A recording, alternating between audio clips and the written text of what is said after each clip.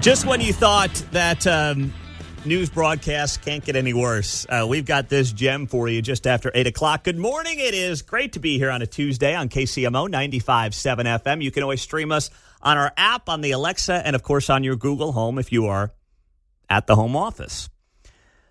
So CBS Evening News continues to just destroy whatever's left of its reputation, and I don't think there is much left.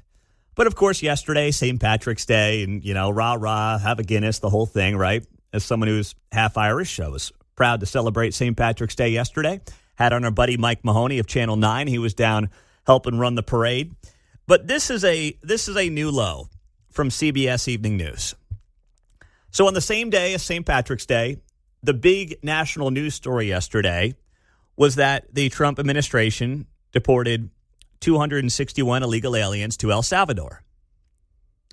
And over 100 of those members were part of Venezuelan gangs or were individuals who had committed heinous criminal acts here in the United States, including kidnapping, sexual abuse of a child, robbery, aggravated assault on a police officer. These are the people who were shipped out of the country in the last 48 hours. That became the major news story of the day yesterday.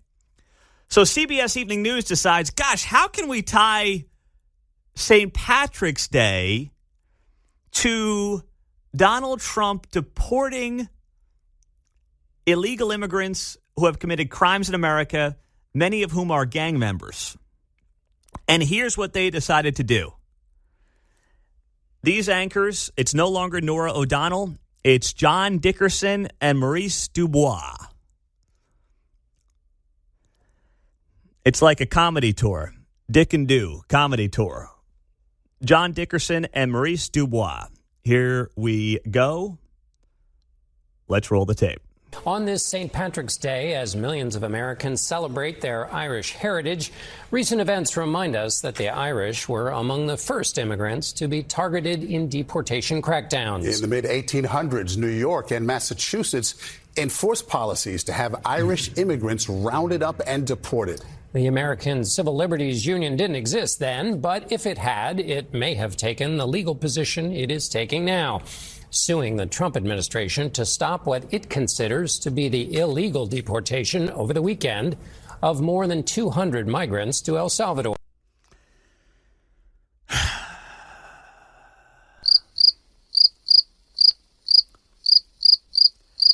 Trump derangement syndrome is a hell of a drug.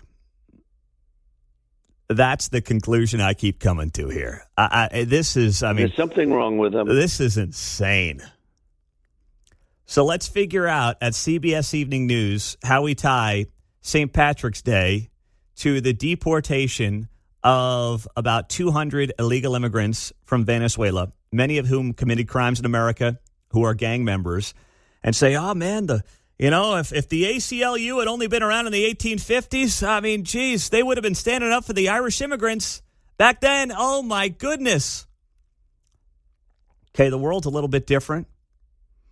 Yes, there was a massive flood of Irish to this country in the 1840s and the 1850s. That was the biggest wave, or the first biggest wave, I guess you would say, in a pre-Ellis Island era, driven by, in large part, the Great Famine. That's all true. Of course, the country was in a different place, where basically if you came to America then, you had no choice but to stand up on your own 2 feet and figure out how the heck you were going to make it work. There were no programs for you. There were no iPhones for you. There was no way to get a free hotel in New York City, right, on the taxpayer dime. You were going to come here. If you made it in one piece, if you were still alive, well, it was going to be tough for you. It was a very different environment and a very different world back then, John. I think all flights originated out of Kitty Hawk back then with the Wright brothers. So obviously that was after that. Nice job there, man. History that was joke. good. I needed that. That could be part of the Dick and Do comedy tour There you go. with Dickerson and Dubois. These two meatheads over on CBS who just can't help themselves. Like, I know a lot of these TV folks, trust me, and I can tell you this firsthand, they're oftentimes not writing their own stuff. They just have some producer who plugs in the script and they just, that's why I'm not trying to knock my friends in TV. but they are lost without a teleprompter. All I've got right here, I've got a little white pad in front of me with some notes on it, and I know where I want to go. But outside of that, I mean, we're just having a conversation here. You get these TV guys away from their freaking teleprompters that they're not even writing, and, I mean, they're a fish out of water. They don't know what to do. They're lost, man. But can you read what's in the freaking prompter and say, guys, we're not airing this. If we want any self-respect at CBS News, we're not airing this crap. Whatever credibility they've got is just completely fried at this point. In keeping with my Wright brothers theme, then, if the Consumer Protection Agency would have been around at Kitty Hawk, we could have got some carry-on. Yeah, that's right. There's no baggage policy there, and that's just not right. Oh, man, that is so good. It's just so gross on so many levels. Like, I could sit here and be, fire and brimstone. I just have to laugh at the absurdity of this. Yesterday, one of our big stories was about these two polls that came out from NBC News and CNN, showing that the Democratic Party right now is as unpopular as it's been in well over a generation. The CNN poll had the Democratic Party's popularity amongst the American electorate at 29%, lowest since they started polling at CNN in 1992. So what do on that very same day? Their media hacks decide, you know what? I think we'll side with gang members who are getting deported. I think we'll side with an unelected district judge who nobody could pick out of a lineup if their life depended on it, who insisted that plane turn around with those illegal criminal aliens. That's right. You get those rapists back here in America now. All right? Come on, bring them back. And the administration is like, pound sand. No, not doing that. And if you missed it yesterday, one of the big parts of the conversation was around this act of 1798. Now, you had a lot of people who were pushing back on this law from 1798 that the administration invoked, the Alien Enemies Act, signed into law by then-President John Adams, used for the first time since World War II, to ship people who are illegal criminal aliens out of the country. That's what the administration is using to justify what they're doing.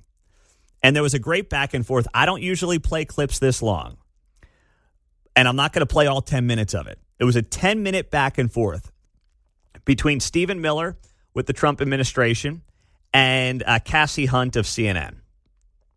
Stephen Miller is basically the brains behind what the administration is doing. He's the deputy chief of staff. He went on CNN, and you have got to listen to this 2.5-minute clip where he goes back and forth with Cassie Hunt and explains exactly how they are utilizing this act from 1798 to remove these people from the country, and how this district judge just has no standing. So, Stephen, when you say that this person has no authority at all, this is how our system works. It starts with these judges and then continues up. At what point does it become, in your view, legal for the justice system to be looking at this and making a judgment? And I fail to see how there's any other way but to start with where we're starting here before you get to eventually the Supreme Court. Well, so first of all, there's a term in law, justiciable. This is not justiciable. In other words, this is not subject to judicial remedy. When the president is exercising his Article II powers to defend the country against an invasion or to repel a foreign terrorist that is unlawfully in the country, he's exercising his core Article II powers as commander-in-chief. Is Venezuela invading the U.S.? This is a very important point. This is a Title 50 authority. It's a commander-in-chief authority. So just to ask you a simple question, you talk about how the system works. Does a district court judge have the right to direct or enjoin troop movements overseas? Yes or no? Well, Stephen, my question... Well, no, if you could answer my question first, in other words, is Venezuela invading our country in a way that would apply this way? So I'll answer yours and you'll answer mine. Under the terms of the statute, Tren de Aragua is an alien enemy force that has come here as detailed at length in the proclamation at the direction of the Venezuelan government. The statute says that a president has the ability to repel an invasion or predatory incursion that is directed by a foreign state government. or a government, right? Are they a state or a government? Yes, it is documented. The TDA was sent by the Venezuelan government in the proclamation. And here's an even more important point. Under the Constitution, who makes that determination?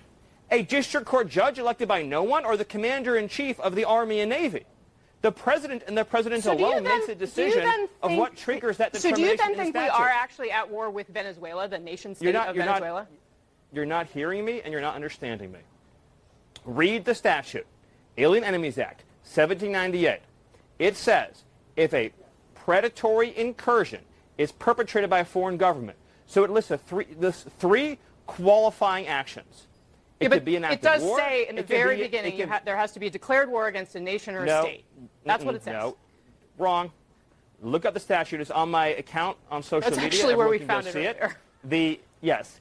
It says, or a predatory incursion, or an invasion. The statute delineates three criteria for triggering the Alien Enemies Act. One is an act of war, which, by the way, an invasion is an act of war, but put that aside. One is an invasion, which this is. One is a predatory incursion, which this is. So it actually meets all three statutory criteria. That was Stephen Miller putting on a show on CNN. He's the deputy chief of staff for the administration right now with Cassie Hunt. It's no wonder that guy went to Duke, was a top-notch debater, and now at 40 years old is basically helping Donald Trump create policy for the White House.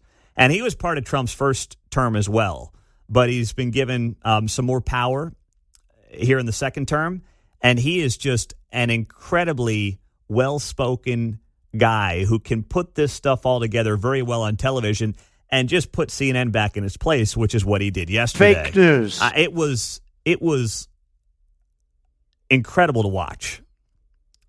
And it's a full 10-minute back and forth, but that I thought was the best couple of minutes that you had to hear as he's explaining what the administration did over the last 48 hours, where they said, hey, we're taking 261 illegal aliens and we are deporting them to El Salvador, 137 via the Aliens Enemy Act of 1798. 101 were Venezuelans removed via Title VIII, regular immigration proceedings, and 21 were Salvadoran MS-13 gang members. 2 were special cases for El Salvador. And if the media wants to make this a thing where now the Democratic Party has to defend the deportation of many people who are gang members and or who committed crimes here illegally, if that's now the stance the media is going to take and the party apparatus of the Democratic Party has to defend, I have a field day with that. It's like, let's take our 29% popularity rating and try to drive it into the teens as quickly as we can. That'll go well for you. Give it a shot. Please. How low can you go? That's the question they got to be asking themselves if this is the stance they are going to have to now defend. It's insane. But please, by all means, I'm not going to sit here and stop you. Step on the rake. Have a good time doing it. And we'll keep building that Big Ten party here. All right? That's what we'll do on KCMO Talk Radio 95.7 FM. God save the Queen, man.